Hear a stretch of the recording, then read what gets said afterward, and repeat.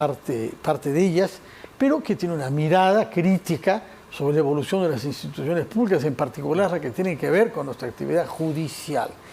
Naturalmente, quizá entre todos los conflictos en curso, que son múltiples y complejos, el más importante es el que tiene que ver con la Junta Nacional de Justicia. No parecía posible que procediera a la destitución y finalmente ha sido destituida la señora Patricia Benavides ayer por unanimidad. ¿Quedó sorprendido usted? Sí, en efecto. La Junta Nacional de Justicia ha estado bajo un asedio impensable. Mi impresión ayer, escuchando la presentación de la recomendación de destitución y viendo la votación, es que la evidencia contra Patricia Benavides, presentada en términos de infracciones funcionales, hay que tener eso claro, esto no es un juicio penal, es un plano puramente administrativo, ha sido demoledora al extremo que creo justifica lo que para quienes observamos el proceso ha sido prácticamente un cambio de posición. Particularmente llamativo que durante la deliberación se haya difundido una carta abierta, firmada por muchísimas personas, intentando determinar el voto. ¿Tiene precedentes eso? ¿Una carta abierta de personalidades públicas dirigida a un magistrado que debe tomar una decisión? No, de hecho han habido muchos llamamientos públicos en casos de interés desarrollados antes de las deliberaciones y a todo el órgano que debe decidir, no dirigidos a un magistrado en particular. Eso, en lo personal, no recuerdo haberlo visto nunca. Me parece especialmente llamativo y, claro, también me parece justificado ante el peso de la evidencia que los señores Stonberry y Falconi, de quienes se especulaba podían votar en contra, hayan terminado votando a favor de la destitución.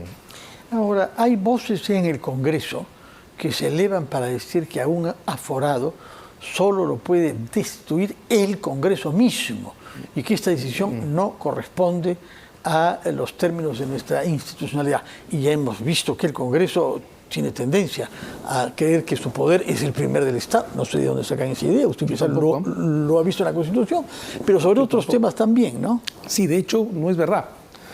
Para ese tipo de cosas, magistrados, hay tres reglas claras de infracción. Los delitos, las infracciones a la Constitución, es en estos dos paquetes en los que tiene competencia el Congreso, y las infracciones disciplinarias, donde las atribuciones de destitución de la Junta Nacional de Justicia tienen rango constitucional y lo tenían también en el anterior Consejo Nacional de la Magistratura. De modo rango constitucional en tanto que definido por la ley orgánica. En tanto que definido por las competencias de la Constitución y desarrolladas en términos de procedimientos por la ley orgánica. De modo que esta teoría sobre solo por el aforo se puede destituir a un magistrado no es verdad, no es cierta. ¿Pero quiénes son los abogados entonces del Congreso que permiten que estas ideas sean formuladas? No lo sé, pero hay muchas concepciones, voy a usar comillas, legales del Congreso que provienen de defectos de argumentación o lectura semejantes. Recordemos, hemos escuchado al señor Soto, presidente del Congreso, que es abogado, que no va a permitir que se allanen las oficinas de los parlamentarios. Tuvo que quedarse con la boca callada. Por ejemplo, se produjeron los allanamientos. Pero amenaza. Por ejemplo, hay otra lectura que se ha usado mucho, que pretende que la sentencia del Tribunal Constitucional, que recortó las competencias del judicial para entrometerse o para controlar procesos de designación de autoridades o de debates de ley, sean recortadas. El Congreso ha venido diciendo que esa sentencia recorta todo y que no permite al judicial intervenir ni siquiera en los procedimientos de atribución de responsabilidad, y eso no es cierto. Tan no es cierto que el Constitucional ha declarado claramente que en los procedimientos de imputación de responsabilidad los jueces de la República sí pueden intervenir, y en este último caso, en el que dejó en suspenso la reposición de la señora Tello y el señor Vázquez, el propio Constitucional no se ha atrevido a negar las competencias del judicial. Lo más que ha hecho. Espera que... Exacto. O sea, nosotros también esperamos, estamos hablando ya un poco, ¿no? Demasiado. Sí. Pero de hecho han confirmado que lo único que pueden hacer es afectar la suspensión. También es indebido, pero han reconocido que la Corte Suprema tiene competencias que, como acabas de decir, están demorando demasiado en ser usadas. La Corte Suprema debería ya cerrar el capítulo sobre el caso de Inés Tello y Aldo Vázquez y permitir que el ciclo, que además termina en diciembre de este año, para todos, a la vuelta de la para esquina, los 7, para ellos y claro, para los otros 5, pueda cerrar. Pero ahí hay, Fernando, un tema muy importante. Porque destituida como está la señora Patricia Benavides, ahora la Junta Nacional de Justicia debe nombrar un o una fiscal supremo adicional para completar la Junta. Pero ya hay 4. Son 5.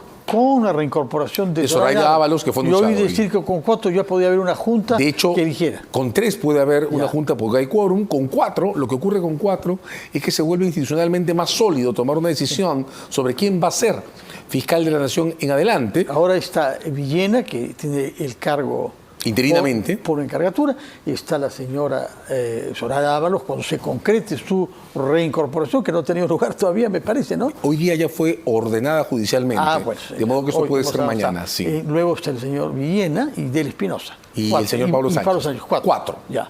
Con 4 tienen quórum, desde 3 tenían quórum, con 4 ya es institucionalmente más correcto, apropiado, elegir al fiscal de la Nación, porque el señor Villena, que es el candidato natural, no debería votar por razones de decoro, pero podrían haber 3 votos más a su favor.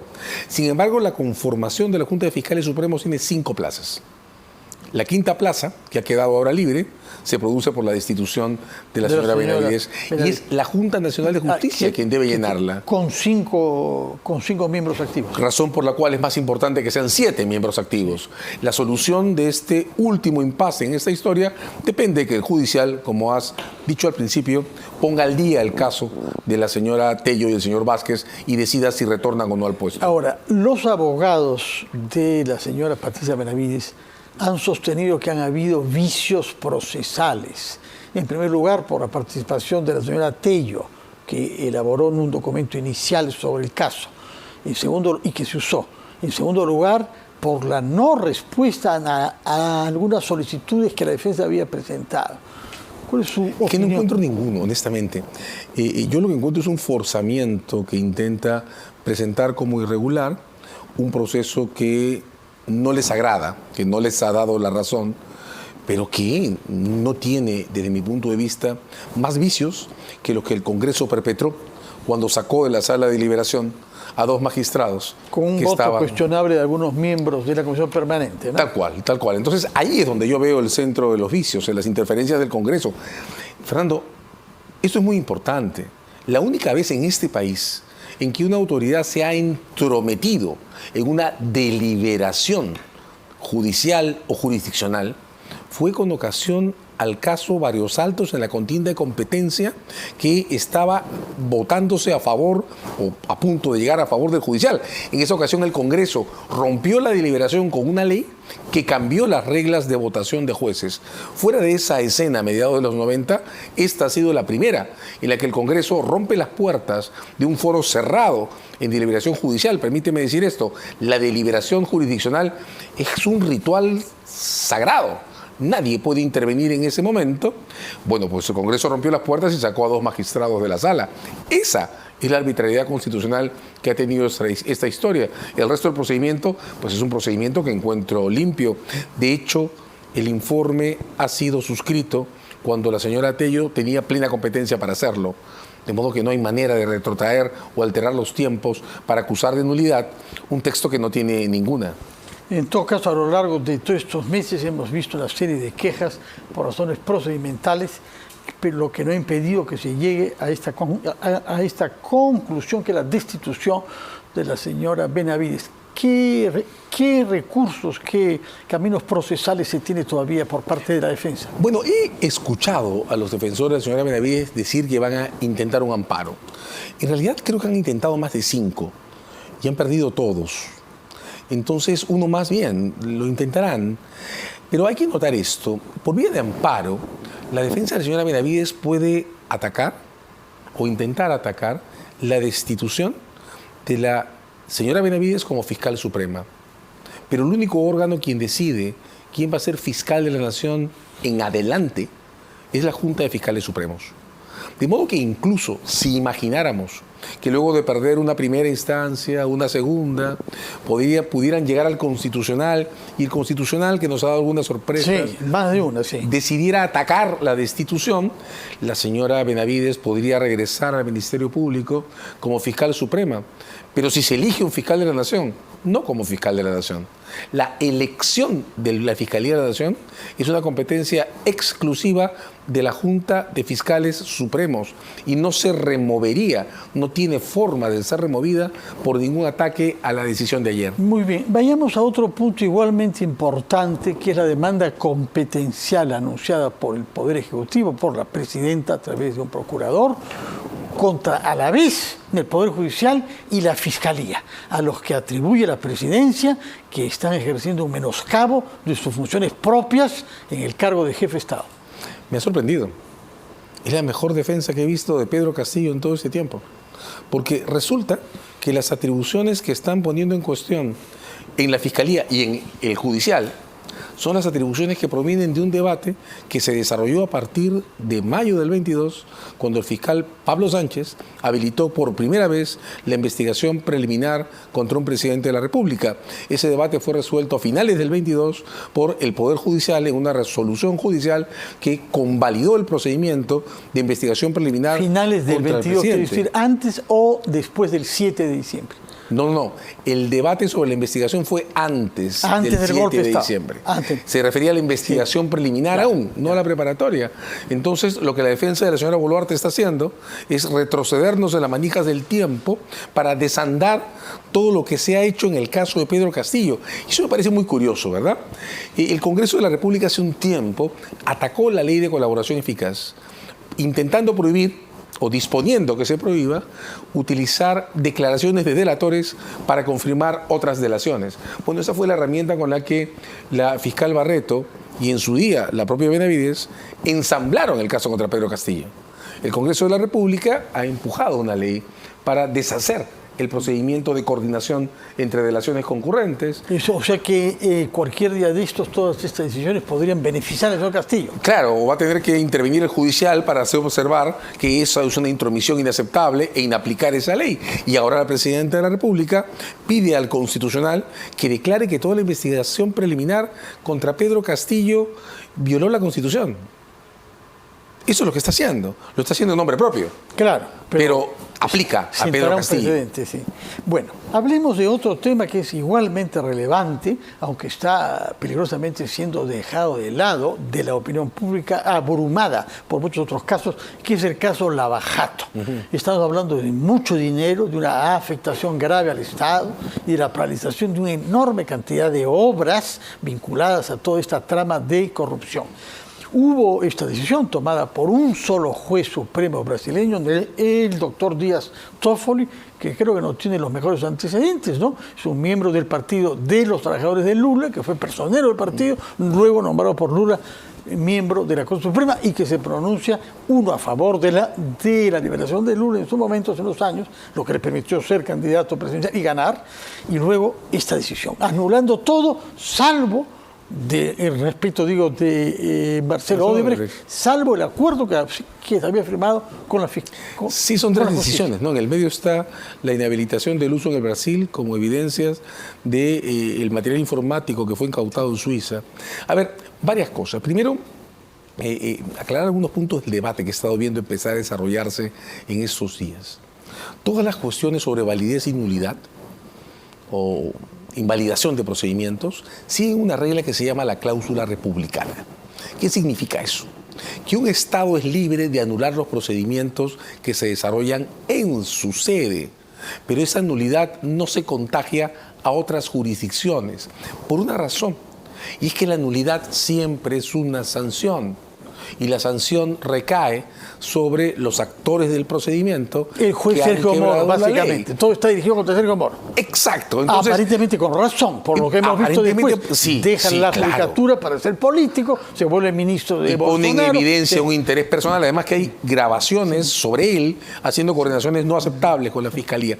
Entonces, muy bien que el Brasil decida lo que quiera decidir respecto a las sanciones a sus propias autoridades. Y a sus delincuentes. Por supuesto, pero la evidencia subsiste a esas cosas.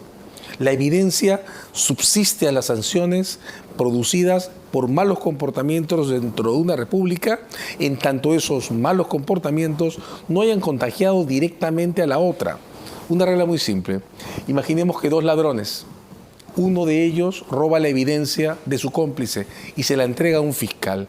Ese fiscal no queda contagiado por el hecho de que la evidencia provenga de un ladrón. Aquí pasa exactamente lo mismo. Hay violaciones a la ley en el Brasil, perfecto. Pero la evidencia que llega a Perú es independiente de esas infracciones. ¿En qué puede afectarnos esta decisión tomada por un juez supremo brasileño? En nada en absoluto. Hace poco, por ejemplo, cuando se discutía la cuestión sobre la anulación de la evidencia digital, el señor Lenz, que fue fiscal en Suiza, se presentó a juicio y decirle, señores, pero esto es muy sencillo. La evidencia se extrajo en Suiza, no en el Brasil. De modo que ustedes pueden usar directamente la evidencia original y sustituir la evidencia que venga del Brasil sin problemas. En lo que se refiere a la anulación de los procesos contra Marcelo Odebrecht, bien, por uno de esos accidentes extraños que tienen estos procedimientos, resulta que Marcelo Odebrecht no está procesado en el Perú. De modo que la anulación de los casos en su contra no surte efectos respecto a una imputación que aquí simplemente no existe. He leído decir que si Marcelo Odebrecht tiene los procesos anulados, entonces ya no hay delito precedente para lavado de activos. Eso no es aceptable en la jurisprudencia peruana. El lavado de activos, es decir, el origen maculado o delictivo de los fondos que se lavan es tal, ocurra lo que ocurra, con los procedimientos en los que se discutió originalmente. Que se haya anulado el caso contra Marcelo Odebrecht porque el juez resultó no ser imparcial y la justicia ha condenado eso, no significa que la evidencia quede contaminada. Es igual, un ejemplo muy corto. Cuando la Corte Interamericana, a mediados de la primera década de este siglo, discutió el caso Berenson, la comisión pretendía... Terrorista del MRTA, ¿no? Terrorista del MRTA condenada. La Comisión Interamericana pretendía que como la justicia militar no era competente, toda la evidencia contra Berenson debía anularse. La Corte Interamericana declaró que eso no es cierto, que aunque la justicia militar fuera incompetente como lo era, si la evidencia fue válidamente discutida luego por los tribunales, pues la evidencia funciona. Ojalá que su ejemplo se aplique en este caso. Lo que queremos es resultados claros de la lucha contra la corrupción, que den el ejemplo. Y oportuno, ¿verdad? Oportunamente, ya estamos esperando desde el año 16-17 para que quede claro que en el Perú no debe haber impunidad para nadie. Muchas gracias, señor César Azabache. Quedan muchos temas pendientes, pero nos ha explicado lo principal del caso Patricia Benavides, del caso de demanda competencial y del caso Lavajato. Y vaya que sí, son tres temas importantes. Muchas gracias por su presencia y muy buenas noches. Vamos a hacer una pausa después de la